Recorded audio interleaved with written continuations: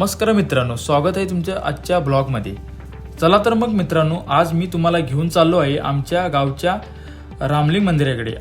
आज मंदिराकडे माहीची काकडा आरती होणार आहे, त्यासोबत पालखी सोहळा होणार आहे। त्यासाठी आम्ही चाललोय आमच्या गावच्या मंदिराकडे। चला तर मग।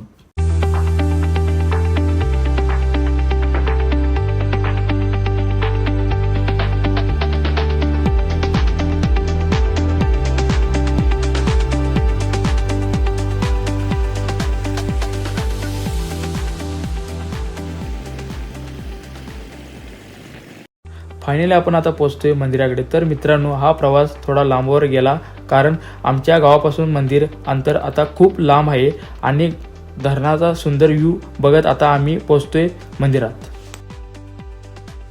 निसर्गाच्या सानिध्यात असलेले हे रामलिंग मंदिर साधारणतः 1965 वर्षाआधीपासूनचे असलेले मंदिर आणि या मंदिराच्या आपल्या जुन्या रीती परंपरा अजूनही आमच्याकडून जपल्या जातात, त्याच उत्साहात आणि नवीन आनंदात।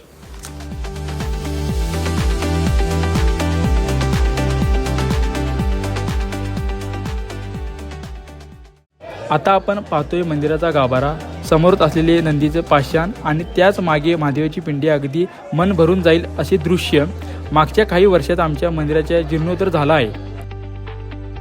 दर्शन घेऊन आम्ही सगळे गावातील गप्पा गोष्टी करत थोडा वेळ बसलो। तेवढ्यात पंचांचा सांगण्यावरून गाऱ्हाण्याला सुरुवात झाली।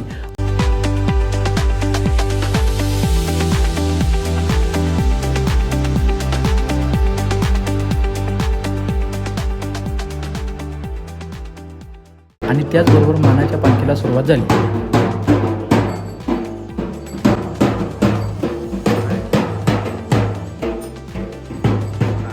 गाऱ्हाणा झाल्यावर पालखी बाहेर काढली जाते आणि मंदिराच्या कडेने पालखीची प्रदक्षिणा केली जाते।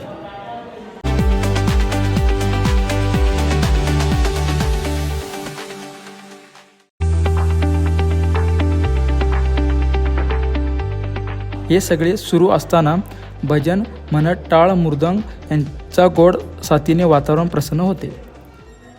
हरी मुखे म्हणा, हरी मुखे म्हणा, पुण्याची गणना कोण करी, पुण्याची गणना कोण करी, पुण्याची। या घनदाट जंगलात अनवाणी पायाने मंदिराभोवती संपूर्ण प्रदक्षिणा करतात। लहान मोठ्यापासून सर्वजण या पालखी सोहळ्यामध्ये सहभागी होतात।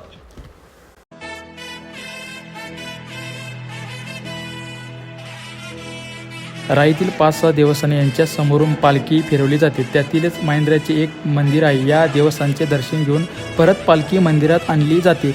हे सगळे सुरू असताना भजन म्हणत टाळ मृदंग यांचा गोड साथीने वातावरण प्रसन्न होते।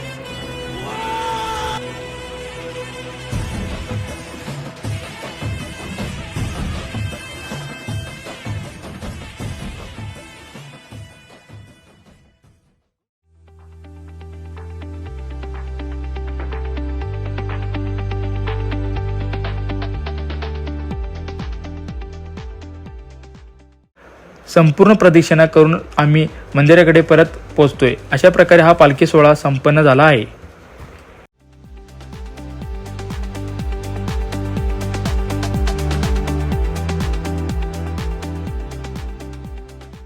या सगळ्यानंतर पालखी मंदिरात आणून देवाचे कौल घेतले जातात आणि यानंतर नारळ वाढवले जातात। त्याचबरोबर येथे कार्यक्रम पूर्णपणे संपन्न होतो।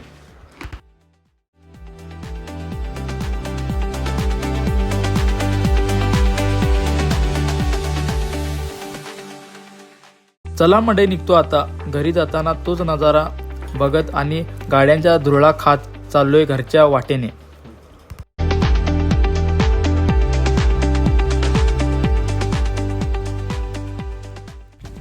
मित्रांनो, आज आपण इकडं आपल्या जुन्या गावात जाणारा रस्ता आहे आणि इकडं इथपर्यंत पाणी आलेलं पाणी रिकामी झालेला आहे। त्यामुळे आपण मंदिराकडून जाऊन इकडं आपल्या गावात रस्ता बघायला आलो आणि लाकडे इकडे बाहेर आलेले आहेत आणि पाण्याचं थोडं कुठून आहे ते बघायला जाणार आहोत। चला, मला तो पाणी दिसते ना, त्या पाण्याखाली पहिला रोड होता आपला गावात जाणारा।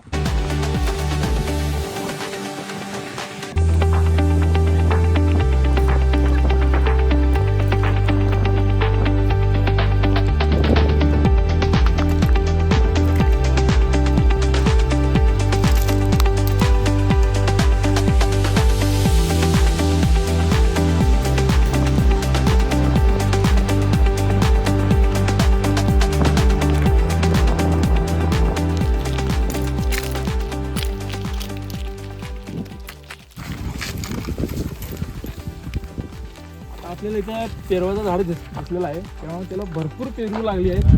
तेव्हा आपण ते जायचं आणि ते पेरवा काढायचं आणि घेऊन जायचं घरला.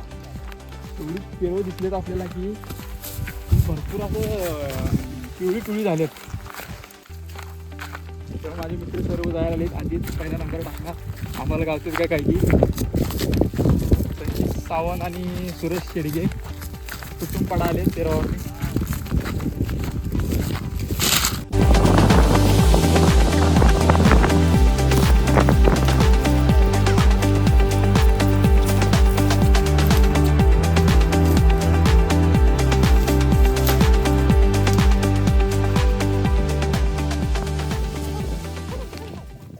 प्रवास इथे संपत नाही. लवकरच भेटू आपल्या नवीन ब्लॉगमध्ये.